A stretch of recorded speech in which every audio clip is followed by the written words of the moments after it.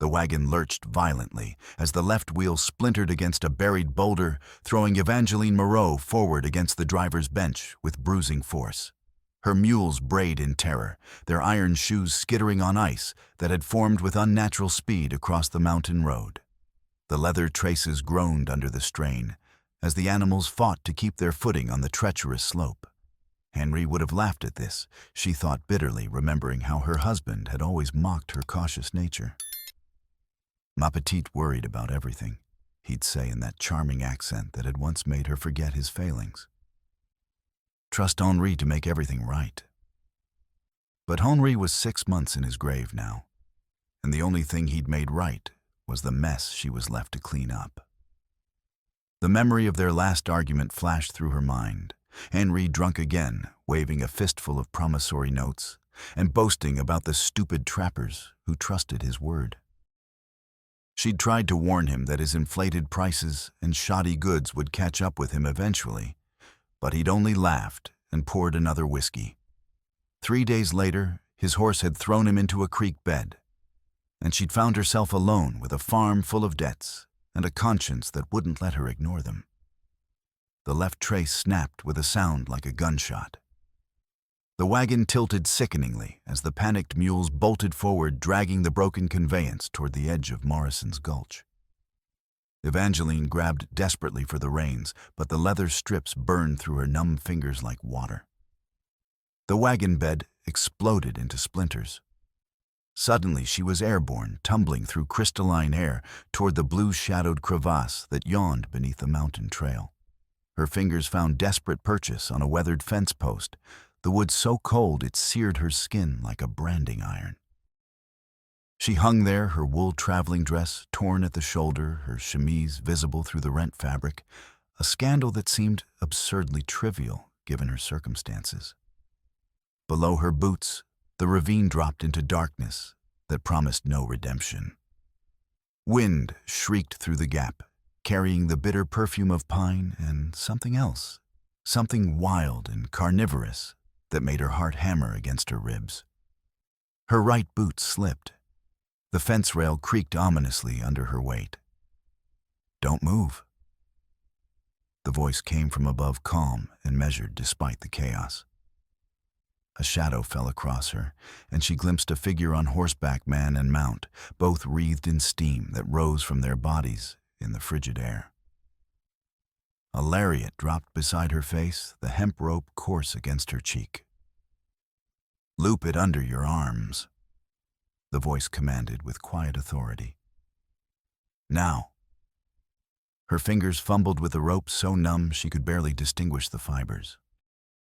The fence post groaned with each gust of wind. Far below she could hear the musical chime of falling ice as fragments broke away from the ravine walls. "I can't feel my hands." "You can." The certainty in his voice brooked no argument. "The rope. Do it." Somehow, guided more by desperation than skill, she managed to work the loop over her head and under her arms. The rope went taut immediately, and she felt herself being drawn upward with steady, inexorable force. The man above was using his horse's strength combined with his own weight to haul her from the abyss. His gloved hand appeared over the edge, seizing her wrist in a grip that felt unbreakable. She looked up into dark eyes, set in weathered features framed by black hair that whipped across his face in the mountain wind. Native features, she realized, but there was no time for surprise or the social calculations such recognition might normally require. "Grab my shoulder," he said, wedging his own shoulder beneath her ribs as she struggled to remain still. She could feel the solid strength beneath his buckskin coat, could smell the scents of leather and wood smoke that clung to him despite the storm. Finally, impossibly, she lay gasping on solid ground beside his horse, a sturdy paint mare who stood motionless despite the chaos surrounding them. The man knelt beside her, checking for injuries with hands that were surprisingly gentle for their obvious strength. "Nothing appears broken," he said after a thorough examination. "Can you sit a horse?" She nodded, not trusting her voice to remain steady. helped her to her feet and she swayed against him for a moment, acutely aware of the solid warmth of his body before finding her balance. In the distance, she could see the scattered remains of her wagon, the travel chest lying open in the drifted powder, its contents scattered by the relentless wind. "My belongings," she began. "We'll keep." He was already lifting her onto the horse behind him with careful efficiency. "Warmth first. The rest can wait for better weather." As they rode toward the distant lights of Frost Hollow, she pressed against his back, feeling the steady rhythm of his breathing through the buckskin. Behind them, the wolves' howls faded into the gathering dusk, but she could feel their presence, like a weight between her shoulder blades, waiting patiently for the next unwary traveler to make a fatal mistake in the unforgiving wilderness. Frost Hollow existed in the space between seasons, between civilizations, between hope and despair. What had once been a thriving trading post now served as refuge for anyone desperate or determined enough to brave the northern plains when winter held the territory in its iron grip. The largest structure housed both saloon and general store, its interior warmed by oil lamps and a massive cast-iron stove that threw dancing shadows across walls lined with half-empty shelves. A set of iron bars in the back corner served as the town's jail, a reminder that even in this forgotten place, some pretense of law still maintained its precarious hold. Dr. Miles Rafferty emerged from behind the makeshift bar as Evangeline's rescuer carried her through the door, his Irish accent thick with professional concern. "Great, merciful heavens, what have we here?" The physician's trained eye catalogued her condition at a glance, the torn clothing, the rope burns on her exposed skin, the way she trembled despite the room's warmth. "Found her in Morrison's Gulch," the man replied, simply settling her into a chair near the stove. "Wagon went over the edge." Rafferty was already gathering supplies from behind the bar, where he kept his medical kit. "Clara, fetch blankets and whatever remains of that beef broth, hot as you can manage." He glanced at the dark-eyed man with obvious respect. "Dakota, you've done well. Another hour in this weather would have finished her." So that was his name. Evangeline studied her rescuer properly for the first time, taking in the strong features, the quiet confidence in his movements, the Spencer carbine slung across his back. He appeared to be in his early 30s, with the kind of stillness that spoke of patience learned in dangerous places. Clara Finch appeared with an armload of woolen blankets, her New England propriety somehow intact, despite months of frontier hardship. "You poor dear," she murmured, wrapping the wool around Evangeline's shoulders with motherly efficiency. "Dr. Rafferty will have you restored to health directly." "I can pay for my treatment," Evangeline managed through chattering teeth, thinking of the chest scattered in the ravine and hoping the currency hadn't blown away entirely. Dakota Black Elk, for she had heard others use his full name in conversation, reached into his coat and placed silver coins on the bar. "For her care," he said to Rafferty, "and whatever else she requires." The gesture struck her like a physical blow. Simple kindness, offered without calculation or expectation of return. When had she last encountered such generosity? Certainly not from Henri, who had weighed every favor against its potential profit. "I don't understand why you would," she began. "Because it's what decent folks do," Clara said firmly, settling beside her with her own cup of coffee. "We look after each other out here." But Evangeline wasn't part of their community. She was a stranger, carrying money that didn't truly belong to her money, that rightfully belonged to the men Henri had cheated with his inflated prices and defective goods. The saloon's other occupants watched her with the mixture of curiosity and wariness that greeted all newcomers in Frost Hollow.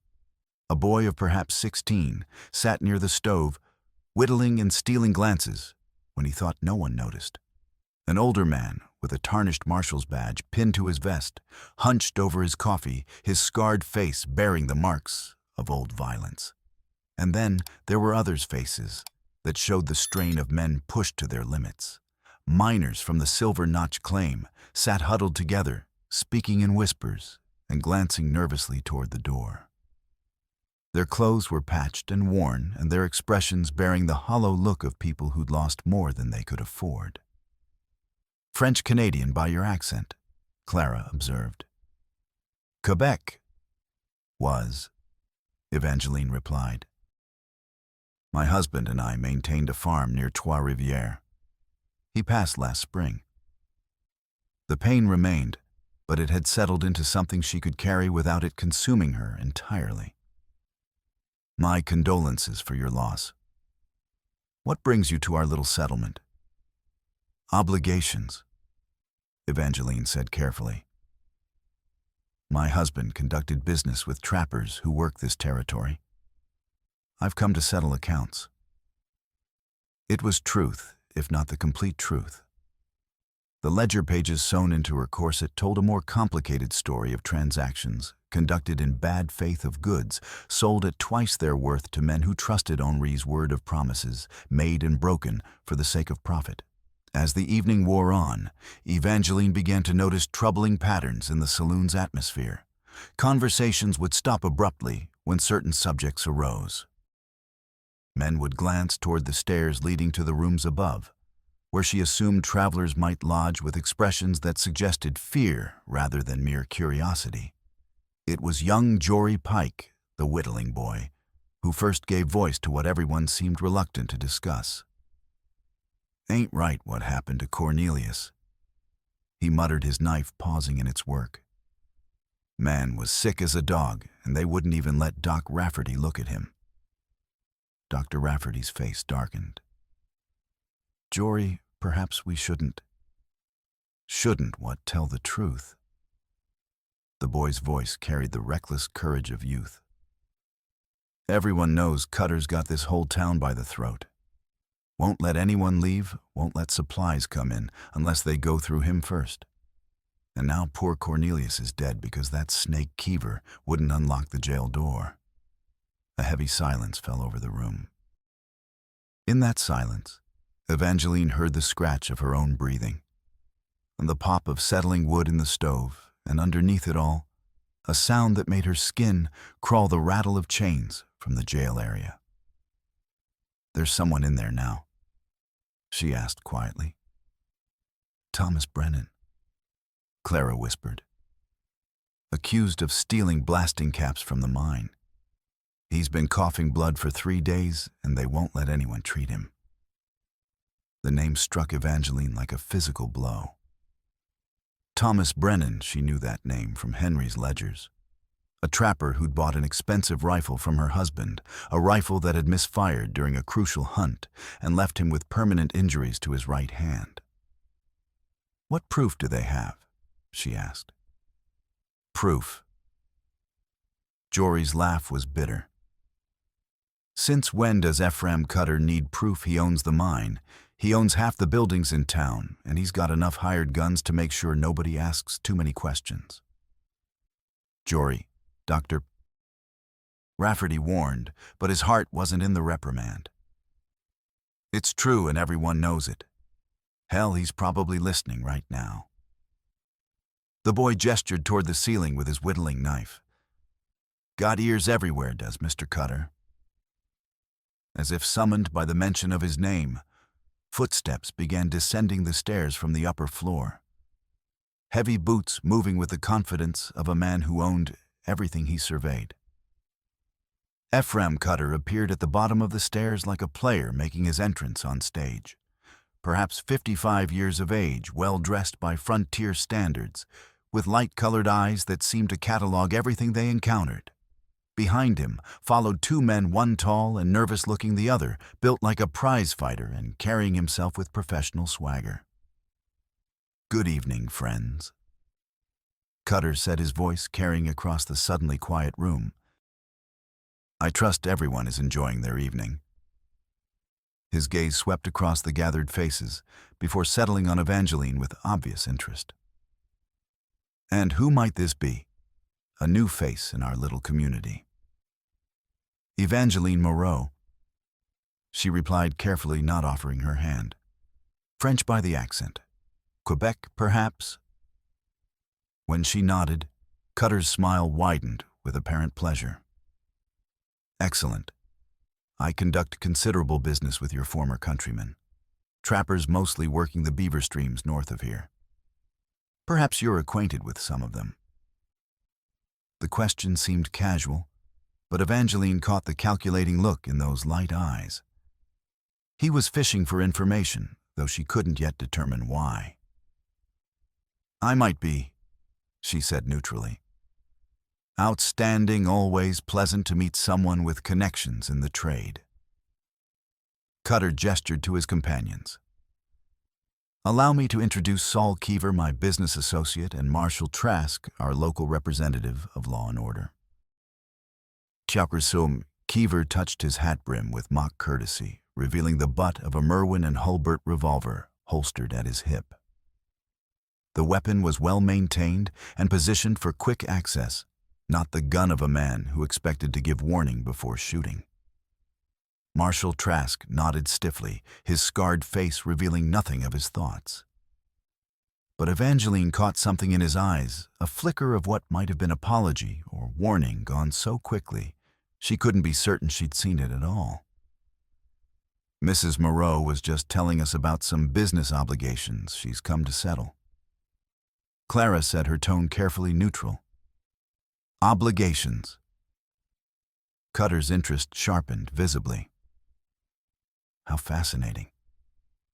You know, I happen to specialize in that particular area of commerce. Perhaps we could discuss your situation. I might be able to offer considerable assistance.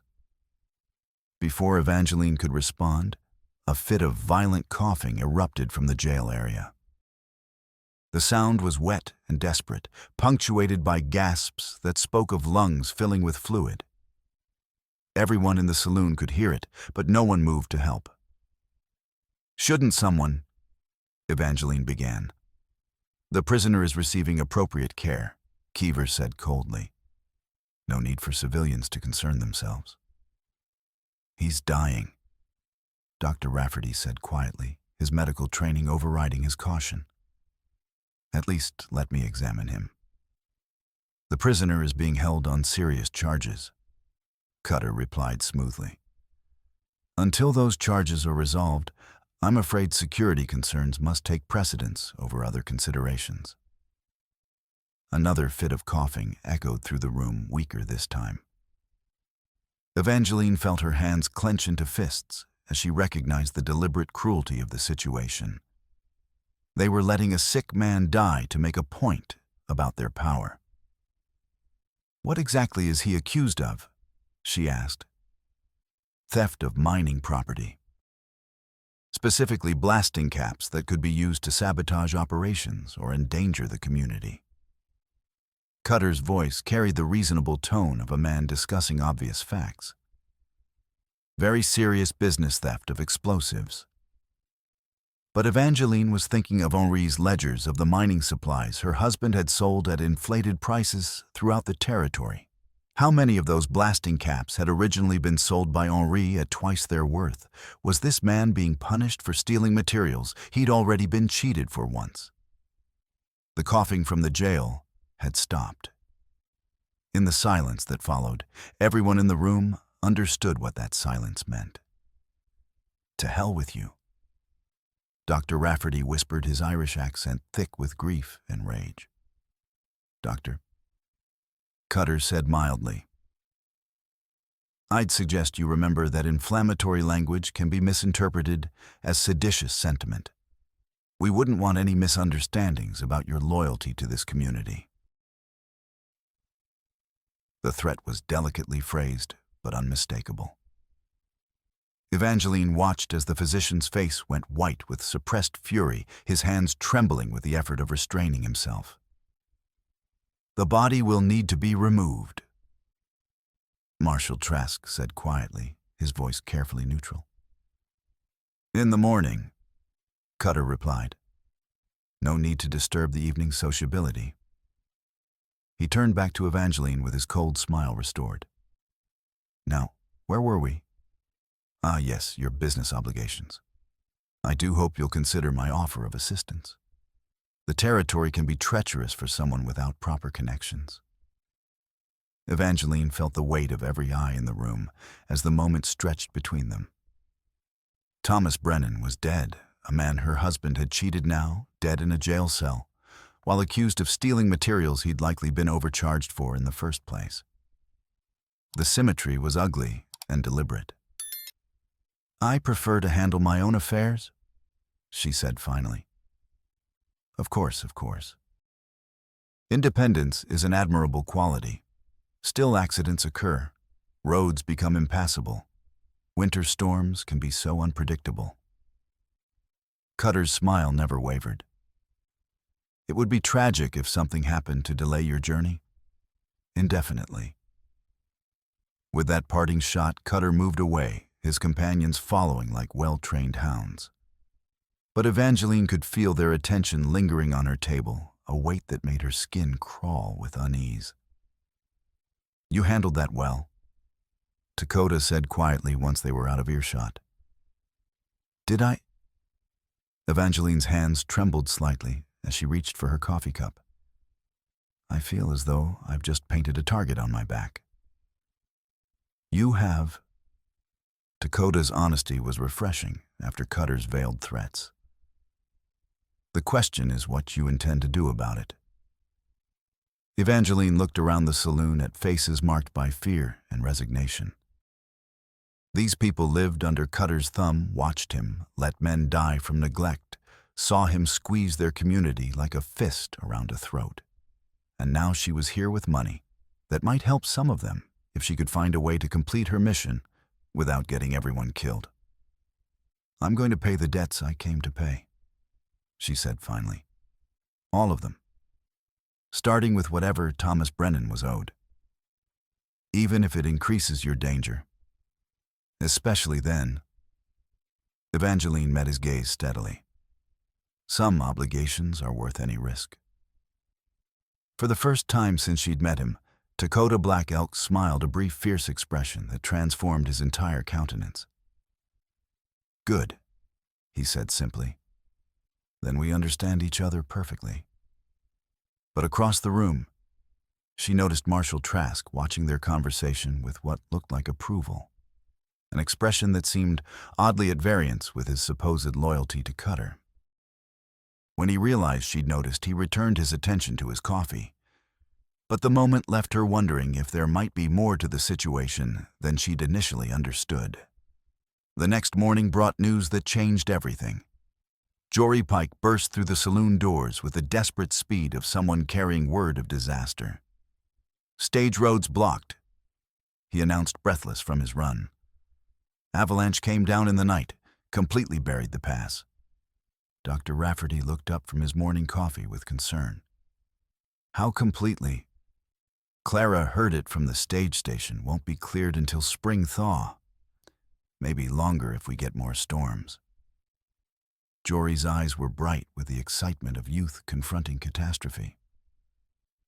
"We're cut off, Doc, all of us." A murmur of unease rippled through the gathered crowd. Being trapped in Frost Hollow for the winter was one thing when it was voluntary.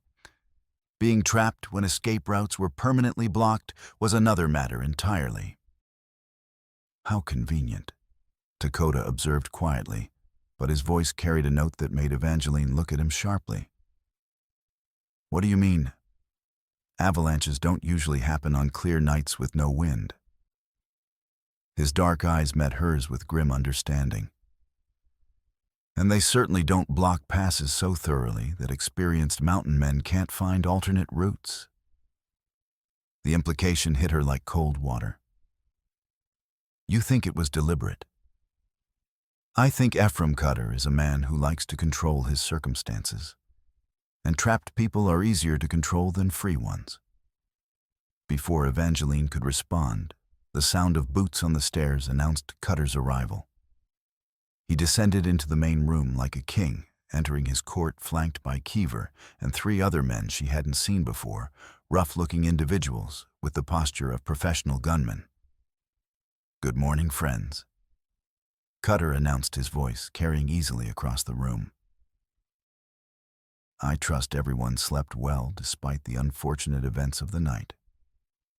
What events? Dr. Rafferty asked carefully. Why, the avalanche, of course. Terrible tragedy, really. The stage road is completely impassable, I'm afraid. We'll all be spending considerably more time together than originally planned. Cutter's smile was warm and paternal, but his eyes remained cold as winter stream water. Which brings me to a matter of community welfare. He gestured, and one of his new men stepped forward with a wooden box, the kind used for collecting donations in churches. Given our extended isolation, I'm implementing a new community assessment. Nothing excessive, mind you, simply a modest contribution to ensure adequate supplies and security during our enforced cohabitation. Cutter's tone suggested he was offering them a tremendous favor. $5 per person, plus 10% of any valuable goods or currency. Purely for the common good, you understand. The silence that followed was thick with tension. $5 was a substantial sum for most of the people in the room, and 10% of valuable goods could mean the difference between survival and destitution over a long winter. And if we refuse? Asked one of the miners, a grizzled man with calloused hands. Refuse? Cutter's laugh was genuinely amused. My dear fellow, why would anyone refuse to contribute to their own welfare? After all, we're all in this together now. Community resources, community responsibilities. Community decisions, Dr. Rafferty asked pointedly. Naturally. Though of course someone needs to coordinate those decisions. Make sure resources are allocated efficiently, security is maintained, order is preserved. Cutter's gaze swept across the room with proprietorial satisfaction. I'm prepared to shoulder that burden for the good of all. Evangeline felt a chill that had nothing to do with winter cold. This wasn't just about money, it was about power. Cutter was using their isolation to establish himself as absolute authority over Frost Hollow with her money, as the prize that would cement his control. When her turn came to pay the assessment, Cutter lingered beside her chair with obvious interest. Quite substantial traveling funds for such a modest journey, he observed, eyeing her travel chest. Planning considerable business in the territory, are we? As I mentioned, I'm here to settle obligations. Ah, yes, the mysterious debts. You know, given our current circumstances, I believe I can save you considerable trouble. Cutter leaned forward with the air of a man offering exceptional favor. Many of the trappers you're seeking have encountered difficulties over the winter. They've been forced to sell their claims and outstanding obligations to more established parties. To you, you mean? To various investors. The point is, if you truly wish to settle these matters, I can arrange a single transaction that would clear everything simultaneously. Much simpler than tracking down individual creditors scattered across hundreds of miles of impassable wilderness. Evangeline felt her jaw tighten with familiar anger. I prefer dealing directly with the men my husband wronged. How admirable. But I'm afraid that may no longer be feasible. Cutter's voice acquired a new edge. Of course, if you insist on pursuing this course, you'll need guide supply security. Winter travel is treacherous, and there have been reports of increased bandit activity. It would be tragic if something happened to delay your mission. Permanently. I'll manage. Will you indeed? How determined? Cutter straightened his mask of benevolence, slipping slightly. Very well. But I should mention that community resources must be allocated judiciously. Food, heating, fuel, medical care, these things may become scarce for those who fail to demonstrate proper community spirit. The threat was clear: comply with his demands or face privation that could prove fatal before spring's arrival. But Evangeline had not traveled this far to be extorted by a mine owner with delusions of absolute authority. "Then I suppose I'll have to demonstrate considerable community spirit," she said evenly. Something flickered in Cutter's eyes, surprise perhaps, or approval of an opponent worthy of his attention. "I do hope so, Mrs. Moreau. For everyone's sake." After Cutter departed, the saloon erupted in whispered conversations and worried conferences. Evangeline found herself surrounded by concerned faces, Clara, Dr. Rafferty, Jory Pike, and several others, whose names she hadn't learned, but whose expressions showed desperate hope. "He's got us cornered proper now," muttered one of the miners. "Can't leave, can't resist, can't do nothing but dance to his tune." "There has to be something," Clara said fiercely. "We can't just let him turn Frost Hollow into his personal kingdom." "What can we do?" Dr. Rafferty's voice carried the exhaustion of a man who'd seen too much injustice. "He controls the supplies, the communications, the law, such as it is. We're completely at his mercy." "Are we?" Dakota's quiet voice cut through their despair like a blade. "Rivers freeze solid in winter. Ice roads can carry a man where wagon trails cannot." "You mean cross to the Lakota camps?" Jory's eyes brightened with possibility. "I mean, there are always alternatives for those willing to accept the risks involved." Dakota's gaze met Evangeline's across the worried faces. "Question is whether anyone has the courage to pursue them." That evening, as the last light faded from the western sky, a small group gathered in Dr. Rafferty's clinic for what Clara announced as a medical consultation. In reality, it was a war council. "Cutter can't watch everyone all the time," Jory said, his youthful enthusiasm barely contained. "He's got maybe a dozen men, and they can't be everywhere at once." "They don't need to be everywhere," Dr. Rafferty replied grimly. "They just need to control the critical points: food supplies, heating, fuel, medical equipment. He's got us in a siege, and he's the only one with access to provisions." "Not the only one," Dakota said thoughtfully. "Lakota winter camps have supplies, and they trade with trappers throughout the territory. If someone could reach them." "Someone?" Clara's voice was sharp with understanding. "You mean Evangeline?" All eyes turned to her, and Evangeline felt the weight of their desperate hope. She thought of Thomas Brennan dead in his cell. She thought of Henry's ledgers of the men her husband had cheated, who were scattered across this frozen wilderness. She thought of the money in her chest, money that could make a difference if she could find a way to use it. "How dangerous would it be?" she asked. "River crossing in winter is always dangerous," Dakota replied honestly. "Ice can shift, brake trap you beneath the surface. And that's assuming we don't encounter Cutter's patrols." "Patrols?" "He's got men watching the riverbank. Anyone tries to leave town, they'll know about it within the hour." Evangeline considered the odds, weighing desperate hope against likely death.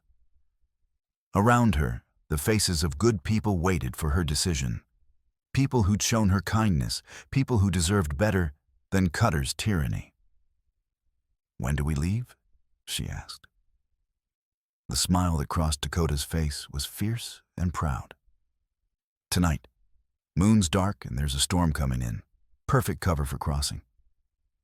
"I'm coming too," Jory announced, his jaws set with determination.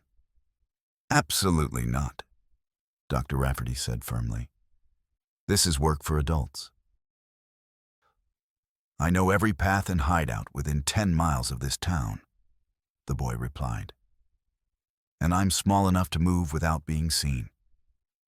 You'll need all the help you can get." Clara placed a gentle hand on the boy's shoulder. "Jory, if something happened to you..." "Something's going to happen to all of us if we don't do something now," he said simply. "At least this way we're fighting back." As they finalized their plans, Evangeline found herself watching Marshal Trask through the clinic window. The man stood alone in the snow, smoking a cigarette and staring toward the river, with an expression she couldn't read. There was something about his posture, something about the way he held himself apart from Cutter's other men, that made her wonder. "What do you think about the Marshal?" she asked Dakota quietly. "I think he's a man with secrets," Dakota replied.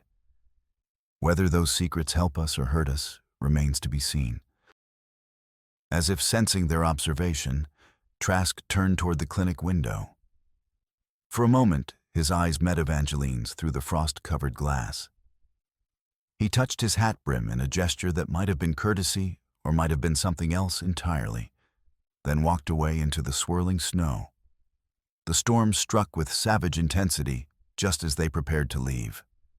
Wind howled through the streets of Frost Hollow like a living thing driving snow in horizontal sheets that reduced visibility to mere yards. It was perfect weather for their purpose, and deadly weather for anyone caught exposed without proper shelter.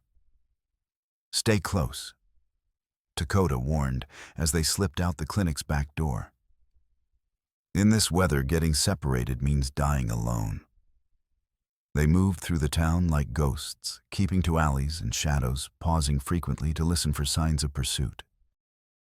Jory led them through a maze of back routes he'd explored during months of adolescent mischief, guiding them toward the river without encountering any of Cutter's sentries.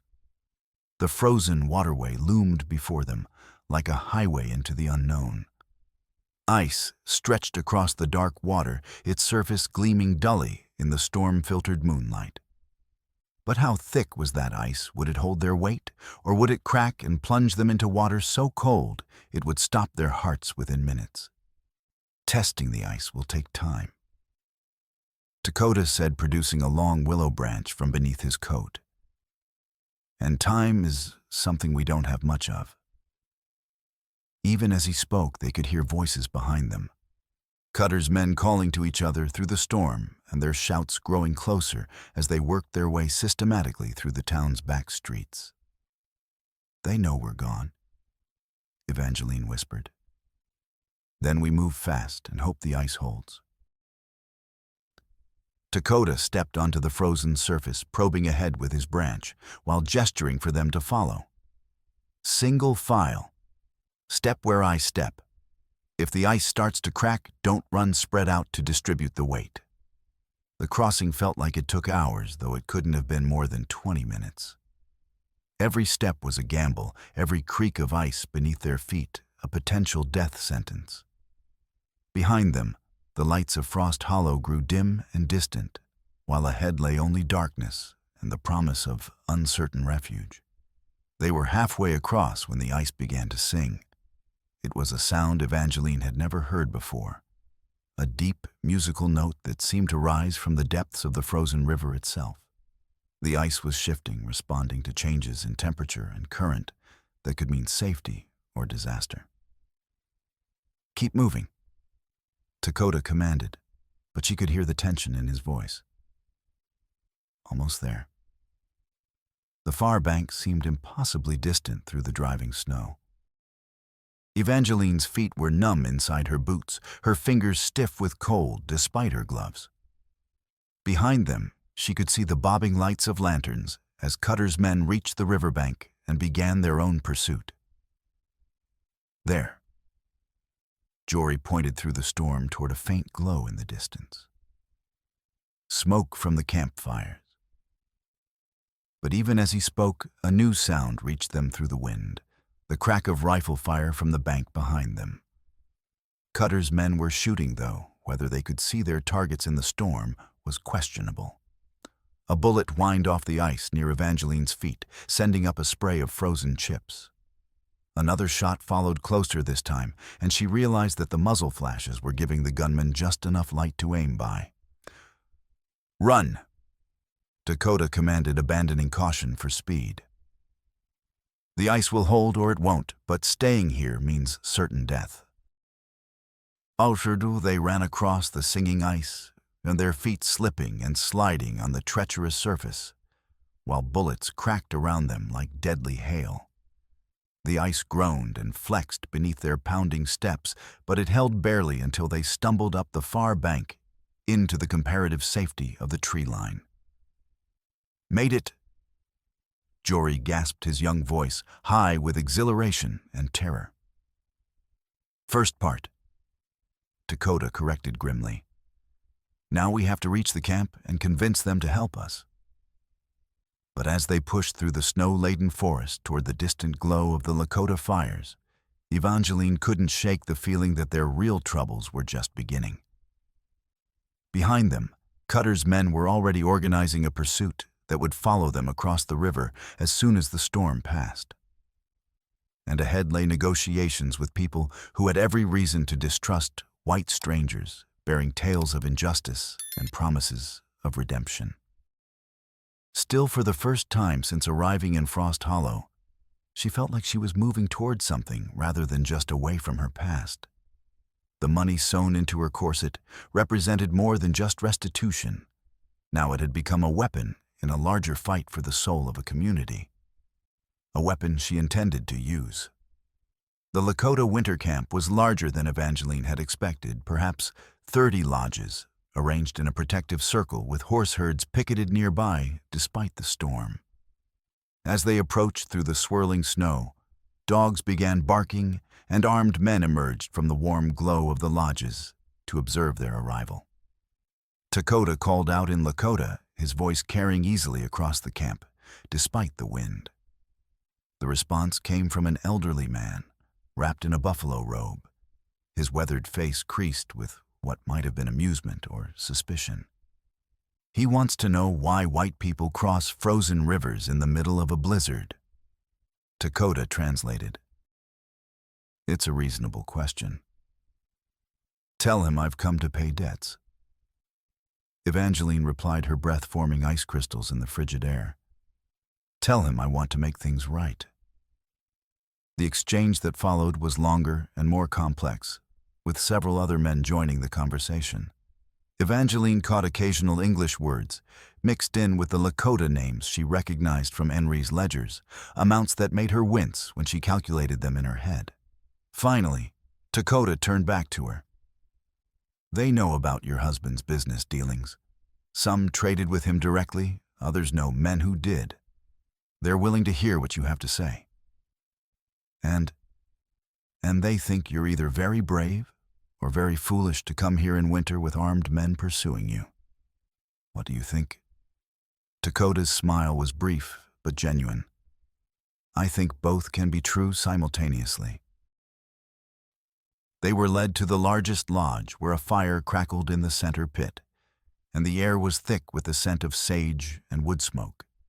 The elderly man who'd first greeted them, introduced as Grandfather Crow Feather, settled across from them with the deliberate movements of advanced age. Through Dakota's translation, Evangeline told her story. She spoke of Henri's death, of discovering the extent of his fraudulent dealings, of her decision to liquidate everything they owned, to make restitution to his victims. She showed them the ledger pages she'd hidden in her corset, the careful records of every inflated price and false charge. When she finished, Grandfather Crow Feather was quiet for a long time, staring into the fire with eyes that had witnessed too much of human nature to be easily surprised. "He says your husband was a man who confused cleverness with wisdom," Dakota translated finally. "But he also says you are not your husband. The debts belong to him, not to you." "The money belongs to me now," Evangeline replied. "That makes them my responsibility." "He says responsibility and obligation are different things. You could keep the money and no one would fault you. I would fault myself." Another long pause, during which several other elders joined the conversation. Evangeline caught references to amounts and names to seasons, and trading posts to men whose fortunes had turned when Henri's goods proved defective or overpriced. "How many?" she asked quietly. 18 families, Dakota replied after conferring with the elders. Some owed small amounts, a few dollars, for goods that failed or promises that were broken. Others lost considerably more. One man died when a rifle Henry sold him misfired during a buffalo hunt. His widow is still trying to feed 3 children on what little her brother can spare. Evangeline felt the familiar weight of shame settle across her shoulders. 18 families. 3 children left fatherless by Henry's greed. How could she ever make adequate restitution for damage of that magnitude? "I want to see them," she said. "All of them. I want to look them in the eye when I pay what's owed." "Some are here in camp," Dakota said after another exchange with the elders. "Others are scattered across the territory, trappers' cabins, mining claims, homesteads, miles from anywhere. It would take weeks to reach them all, assuming the weather doesn't worsen." "Then we'd better begin soon." But even as she spoke, shouts erupted from the edge of the camp. Armed riders were approaching through the Stormcutter's men, who had followed their trail across the ice and through the forest with deadly persistence. "They've found us." Jory whispered, his face pale in the firelight. Grandfather Crow Feather spoke rapidly to the other elders, his voice carrying the authority of command. Warriors began moving toward their weapons, while women gathered children and prepared to retreat to the most defensible lodges. "He says you've brought war to his people," Dakota translated grimly. "He says Cutter's men won't respect the neutrality of the camp if they think we're being sheltered here." Evangeline felt her heart sink as she realized the consequences of her flight. In trying to escape Cutter's control, she had endangered innocent people who had shown her nothing but kindness. "Tell him I'm sorry," she said. "Tell him I'll surrender myself if it means protecting the camp. He says surrendering yourself won't satisfy men like Cutter. They'll want revenge for the trouble you've caused, and they'll take it out on anyone who helped you." The sound of approaching horses grew louder through the storm. Evangeline could see the glow of torches through the snow, counting at least a dozen riders moving with the confidence of men who believed themselves invincible. "There has to be another way," she whispered. Grandfather Crow Feather spoke again, his voice carrying a note of grim determination. Several young warriors nodded and began checking their weapons, and their faces set with the expression of men preparing for battle. "He says there is another way," Dakota translated. "He says sometimes the only way to deal with wolves is to prove you have stronger teeth." Before Evangeline could ask what that meant, Keever's voice rang out across the camp, magnified by the wind and snow. "We know you're in there," he shouted. "Send out the woman and the Lakota man, and nobody else has to get hurt." The response came from a dozen Lakota throats simultaneously, a war cry that made Evangeline's blood freeze in her veins. It was a sound of defiance of warriors who had faced cavalry charges and lived to tell the tale of men who would not be intimidated by hired gunmen and bullies. Keever's reply was immediate and predictable rifle fire crackling through the storm as his men opened fire on the camp. Bullets shredded the lodge walls and sent sparks flying from the central fire pit, but the Lakota had already taken cover behind earthworks and overturned sleds. What followed was a running battle through the snowdrifts and lodge poles, with muzzle flashes lighting the storm like deadly lightning. Evangeline found herself pressed against the back wall of the lodge, listening to the whistle of bullets and the cries of wounded men, while Dakota and Jory crouched beside her with weapons ready. "This is my fault," she whispered. "All of this is my fault." "No," Dakota replied firmly. "This is Cutter's fault. You just gave him an excuse to do what he was planning anyway." "What do you mean?" "I mean men like Cutter don't leave loose ends. He was never going to let you complete your mission and expose his operations. This fight was inevitable the moment you decided to oppose him." The battle raged for what felt like hours, but was probably only minutes. The Lakota were better fighters, but Cutter's men had superior weapons and ammunition. Gradually, the defensive fire from the camp began to slacken, as warriors ran low on cartridges or fell to well-placed shots. Just when it seemed the camp must fall, a new sound reached them through the storm and the thunder of hoofbeats as a large group of riders approached from the north. Fresh reinforcements for Cutter's men, Evangeline assumed, which would make their situation completely hopeless. But the war cries that greeted the new arrivals came from Lakota, throats not white ones. A hunting party had returned early from their winter expedition, drawn by the sound of gunfire and arriving just in time to turn the tide of battle. The fighting ended as abruptly as it had begun, with Cutter's surviving men retreating across the river under cover of the storm. 3 of them wouldn't be making the return journey. Their bodies lay scattered in the snow around the camp's perimeter, including Keever himself, who had taken a Lakota arrow through the chest while trying to set fire to one of the lodges. "Is everyone all right?" Evangeline asked as the warriors began checking casualties. "2 wounded, but they'll live," Lakota replied after conferring with the camp's leaders. "We were fortunate the storm limited their accuracy, and the hunting party arrived when they did." Grandfather Crow Feather approached them through the swirling snow, his buffalo robe marked with powder burns, but his eyes bright with the satisfaction of victory. "He says Cutter will be angry when his men don't return," Lakota translated. "He says the mine owner will likely blame you for their deaths, make you pay for them." "What does he suggest we do?" "He suggests we finish what we started. Pay the debts you came to pay, gather evidence of Cutter's crimes, make sure the territorial authorities know what's been happening in Frost Hollow." "And how do we do that with Cutter controlling the town?" The old man's smile was fierce and predatory. "He says Cutter made a mistake when he chose to attack a Lakota winter camp. He says it's time to remind the mine owner that some people still remember how to fight." What followed was a council of war that would have impressed generals in the Union Army.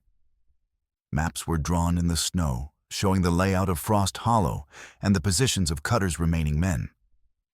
Weapons were distributed and ammunition counted. Strategies were discussed and refined until everyone understood their role in the coming assault. But Evangeline found herself thinking beyond the immediate battle, to the larger conflict they were really fighting. This wasn't just about her mission to pay Henry's debts. It was about the right of communities to govern themselves, about the difference between law and tyranny, about whether decent people would stand up when confronted with injustice. "Are you ready for this?" Lakota asked as they prepared to return across the river. "I don't think anyone's ever ready for war," she replied.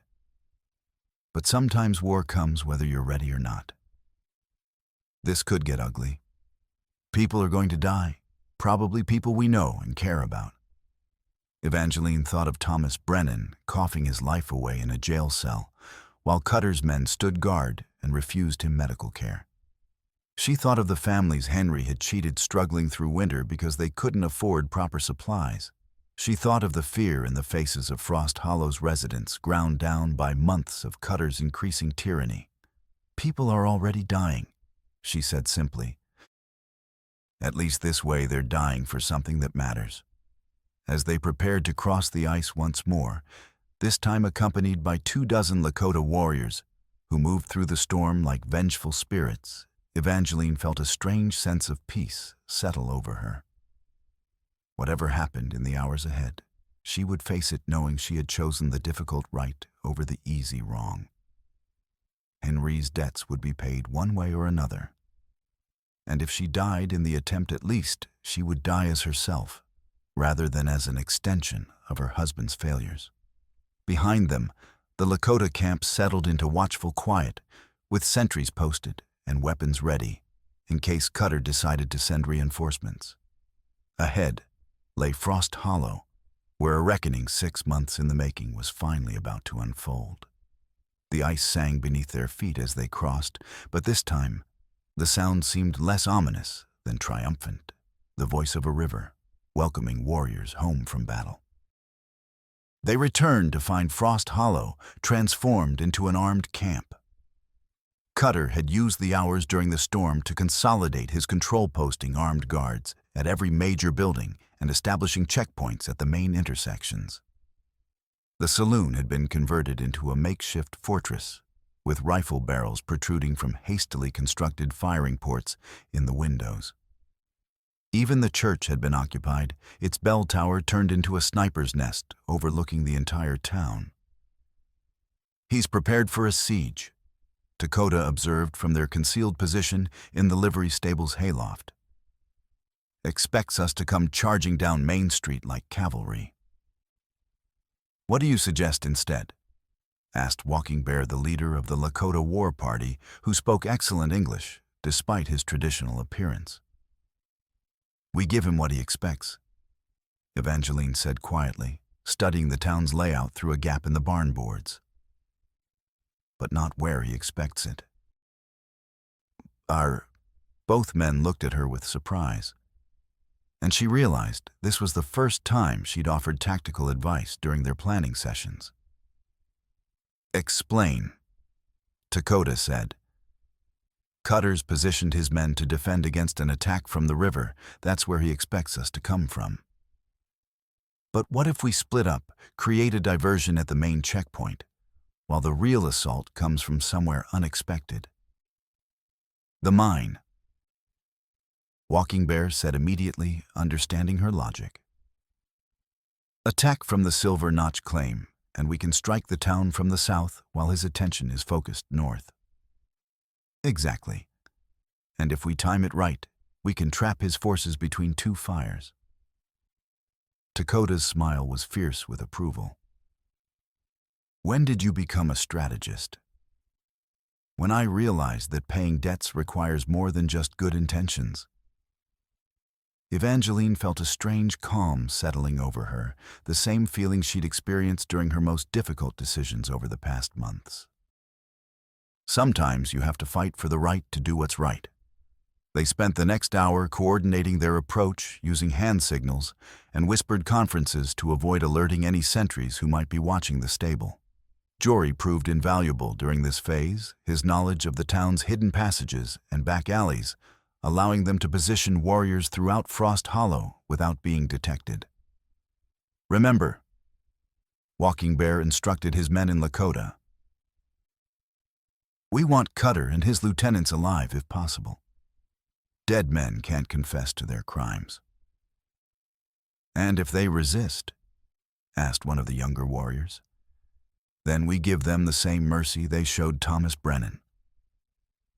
As dawn approached, painting the snow-covered buildings in shades of rose and gold, Evangeline found herself thinking about the chain of events that had brought her to this moment. 6 months ago, she had been a widow struggling with grief and guilt, trying to make sense of the mess Henry had left behind. Now she was crouched in a barn loft, planning an assault on a fortified town, while warriors who barely knew her prepared to risk their lives for her cause. The transformation should have frightened her, but instead it felt like waking up from a long dream. For the first time since Henry's death, she was acting rather than merely reacting, shaping events rather than being shaped by them. "Signal from the mine position," Dakota whispered, pointing toward a flash of reflected sunlight from the slopes above town. "They're in position." Evangeline checked the loads in the rifle Walking Bear had given her, a Spencer repeater similar to Dakota's, with enough firepower to make her dangerous at close range despite her limited experience with firearms. "Any regrets?" Dakota asked quietly. She thought about that for a moment, considering all the things that had led to this point. Henri's lies, her own decisions, the choices that had brought her so far from the quiet farm in Quebec, where she'd once imagined she would spend her entire life. "Only that it took me so long to get here," she replied. The attack began with a diversionary assault on the main checkpoint, where 3 Lakota warriors opened fire on Cutter's guards, while making enough noise to suggest a much larger force.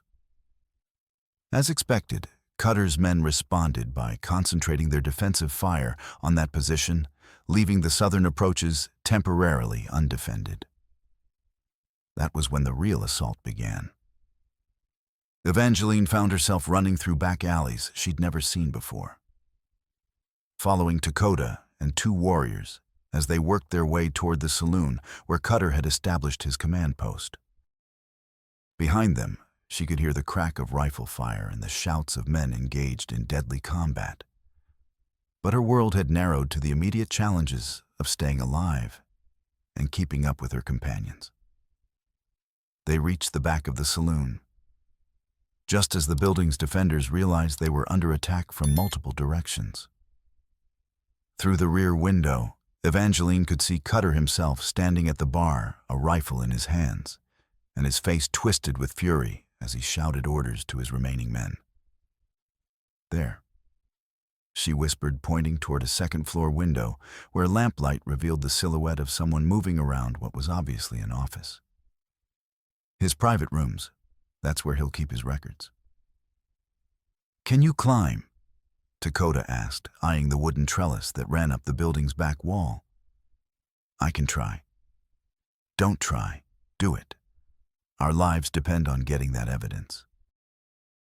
The climb was a nightmare of splinters and strain, made worse by the rifle fire echoing through the streets below.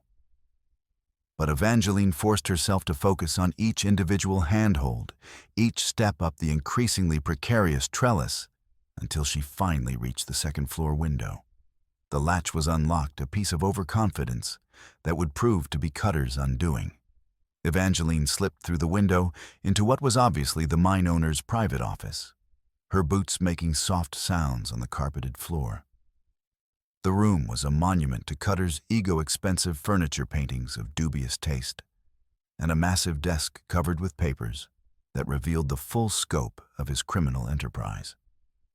But it was the wall safe behind his chair that drew her attention, its door standing open, as if Cutter had been interrupted while accessing its contents.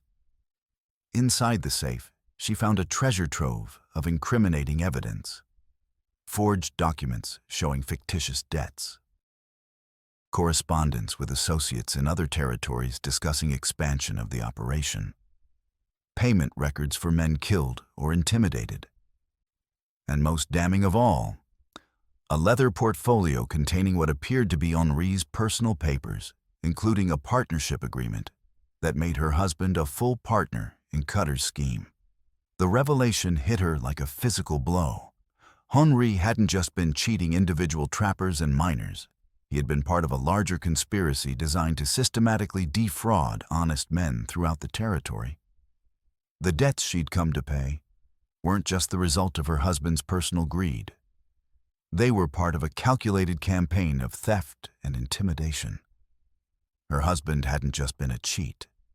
He had been a criminal.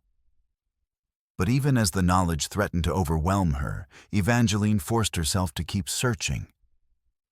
If Henri had been Cutter's partner, then she bore an even greater responsibility for making restitution to his victims. And if she could expose the full scope of the conspiracy, she might be able to help far more people than just those listed in Henri's ledgers. She was stuffing the most incriminating documents into her coat when footsteps sounded on the stairs outside the office. Heavy boots moving with the deliberate pace of men who weren't worried about being overheard. Evangeline looked around the room desperately, searching for another exit or a place to hide. But the only window faced the street where Cutter's men would see her immediately, and the office furniture offered no adequate concealment. The door burst open, and Cutter himself entered with two armed men flanking him. His expensive clothes were rumpled, and his face was streaked with powder smoke. But his light eyes burned with the intensity of a man who had nothing left to lose. "Mrs. Evangeline Moreau," he said pleasantly, as if they were meeting for tea rather than in the middle of a gun battle. "How thoughtful of you to save me the trouble of hunting you down." "Mr. Cutter." Evangeline straightened, meeting his gaze with as much dignity as she could manage, while holding a rifle she barely knew how to use. "I trust you won't mind if I've been browsing through your business records." Not at all. Though I'm afraid you won't have much opportunity to share what you've learned with anyone else. Cutter gestured to his men who raised their weapons with professional efficiency. You've caused me considerable inconvenience, Mrs. Moreau. Killed good men, disrupted my operations, turned my own townspeople against me. That sort of behavior requires correction. Your townspeople turned against you because you're a thief and a murderer. I'm a businessman who recognizes opportunities and acts on them. Your late husband understood that principle quite well, which is why our partnership was so profitable for both of us. The casual admission confirmed what she'd already discovered in his papers, but hearing it spoken aloud still made her stomach clench with shame and anger. Henry was a fool, she said quietly, but at least he had the decency to feel guilty about what he was doing. Guilt is an expensive luxury in this territory. Men who indulge in it tend to die poor and forgotten. Cutter's smile was cold and predatory. Which brings us to your current situation. You have something I want, namely the money you've been carrying around to pay those ridiculous debts. I have something you want, namely your continued existence. Perhaps we can reach an accommodation. I don't negotiate with murderers. Don't you? Then how do you explain your marriage to Henri Moreau? The words were designed to wound, and they succeeded. But they also reminded Evangeline of something important. She was no longer defined by Henri's choices. She was here in this room because of her own decisions. And she would face the consequences of those decisions as herself, not as Henry's widow. You're right, she said simply. I did marry a murderer. But I'm not going to let that mistake stop me from doing what's right now.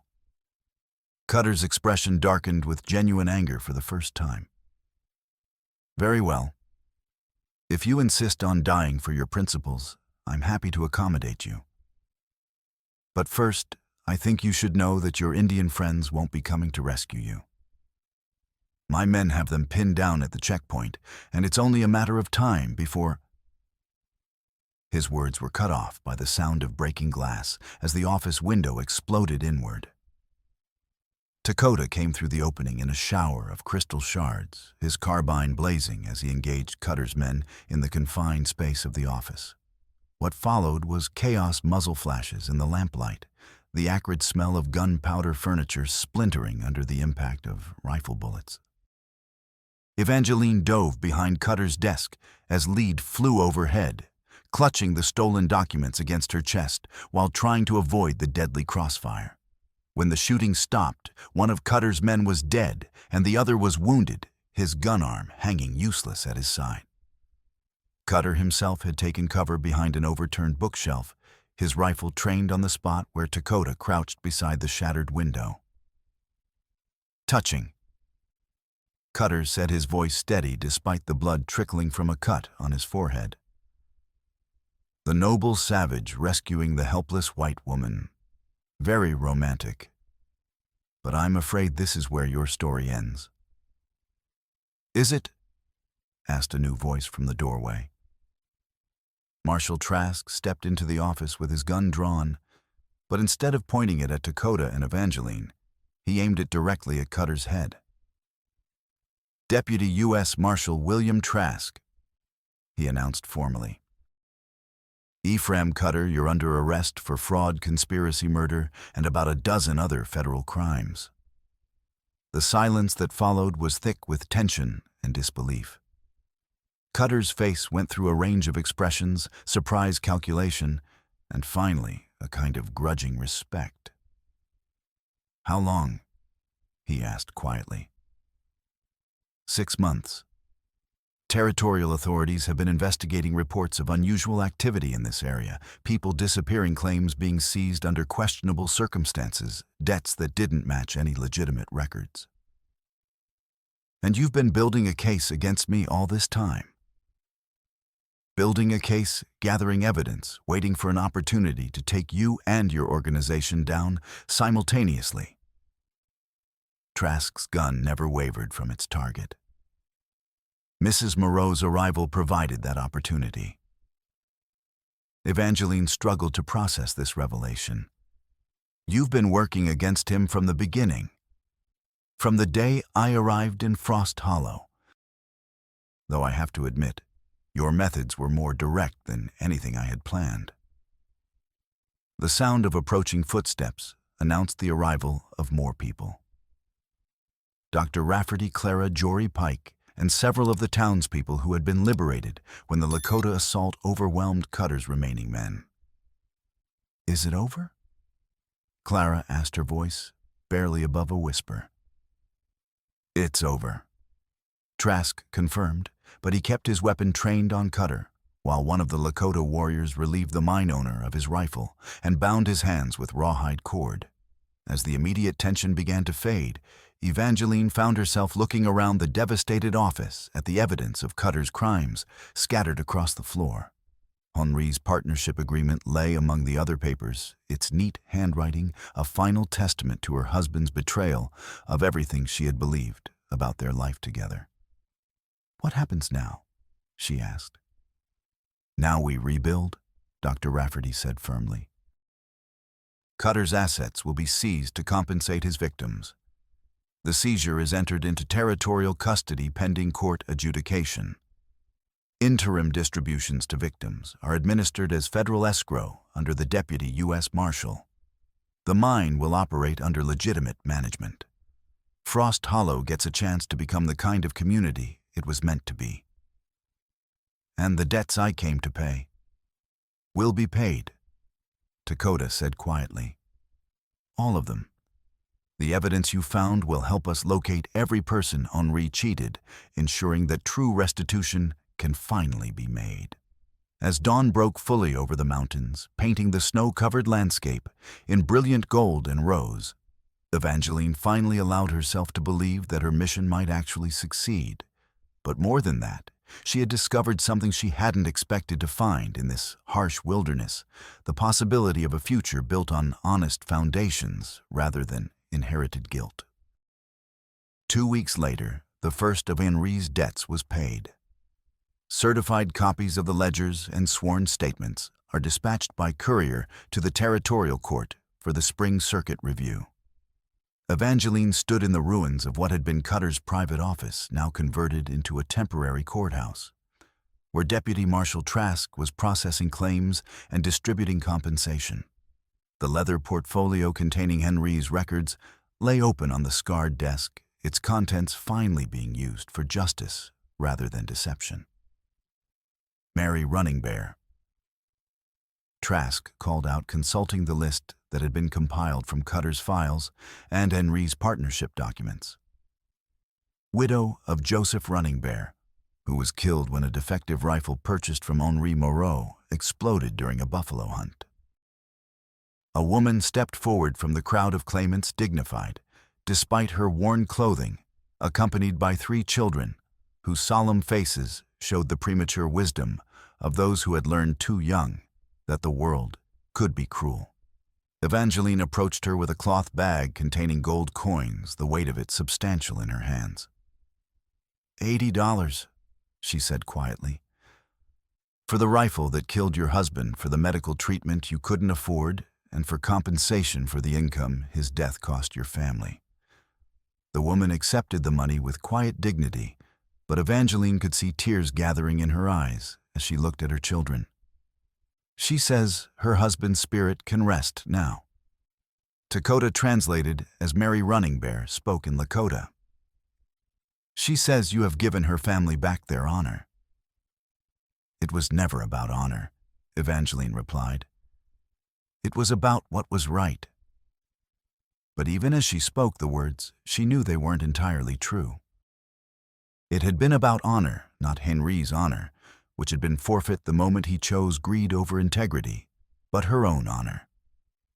The honor of keeping promises, of facing consequences, of choosing difficult right over easy wrong. The process continued throughout the day, with victim after victim coming forward to receive restitution for Henri's crimes.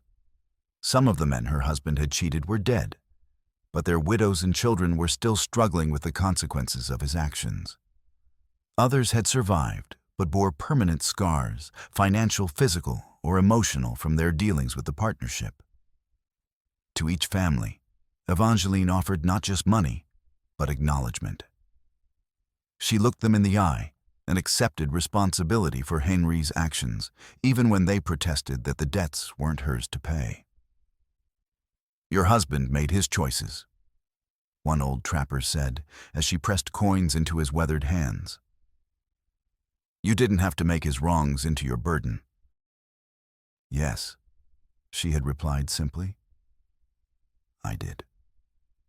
By evening, when the last claim had been processed, and the final payment made, Evangeline's travel chest was nearly empty.